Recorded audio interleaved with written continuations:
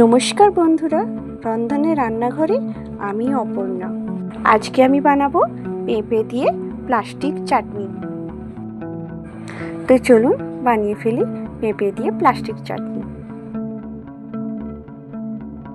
প্রথমে আমি এখানে নিয়ে নিচ্ছি একটা বড় সাইজের কাঁচা পেঁপে, আর নিয়ে নিচ্ছি একটা বড় পাতিলেবুর রসটাকে বার করে নিই, আর নিয়ে নিচ্ছি এখানে চিনি, আর নিয়ে নিচ্ছি এখানে কিশমিশ।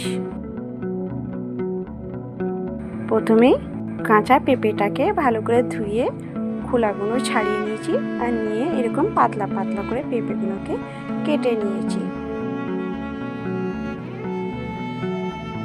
তারপর এখানে গ্যাসের ফ্লেমটাকে অন করলাম, অন করে কড়াটা বসিয়ে ওর মধ্যে জল দিয়ে দিলাম, আর জলের মধ্যে কেটে রাখা পেঁপেগুলোকে সেদ্ধ করতে দিয়ে দিলাম।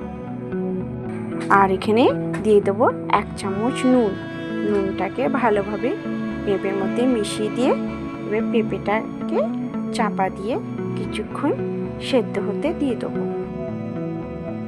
পেঁপেটা সেদ্ধ হয়ে গেলে পেঁপেটাকে একটা জালিদার বাসনে জল ঝাড়তে রেখে দিলাম। গ্যাসের ফ্লেমটা অন করে কড়াটা বসিয়ে দিলাম, আর কড়ার মধ্যে আমি দিয়েছি সামান্য জল, আর এই জলের মধ্যে দিয়ে দিলাম চিনি। এবার চিনিটাকে জলের সাথে ভালোভাবে মেল্ট করে নেব।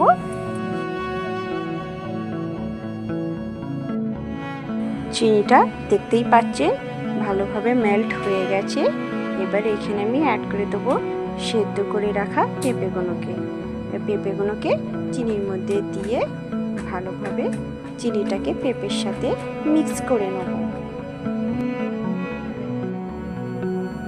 এবার মেল্ট হওয়া চিনিটাকে পেঁপের সাথে ভালোভাবে মিক্স করে কিছুক্ষণ এইভাবে বয়েল হতে দেবো, যাতে পেঁপের মধ্যে চিনির শিরাটা ভালোভাবে চলে যায়।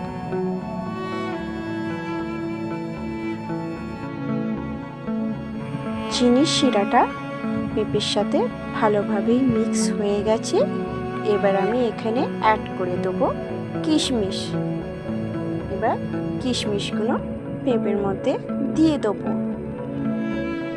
এবার কিশমিশগুলো পেঁপের সাথে ভালোভাবে মিক্স করে নেব।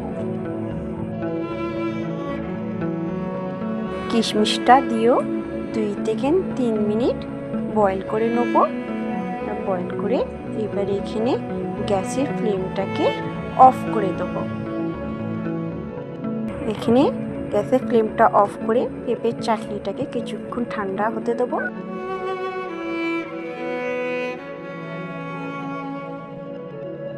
ঠান্ডা হওয়ার পর এখানে পাতিলেবুর রসটাকে পেঁপের চাটনির সাথে মিক্স করে নেব। বন্ধুরা, আমাদের পেঁপের প্লাস্টিক চাটনি খাওয়ার জন্য তৈরি হয়ে গেছে। বন্ধুরা, আমার চ্যানেলে এইরকমই নতুন নতুন রেসিপি পেতে চাইলে প্লিজ আমার চ্যানেলটাকে সাবস্ক্রাইব করে দেবেন, ভালো লাগলে লাইক দেবেন, আর রেসিপি আপনার কেমন লাগছে অবশ্যই কমেন্ট করে জানাবেন। ধন্যবাদ আমার ভিডিওটা পুরো দেখার জন্য।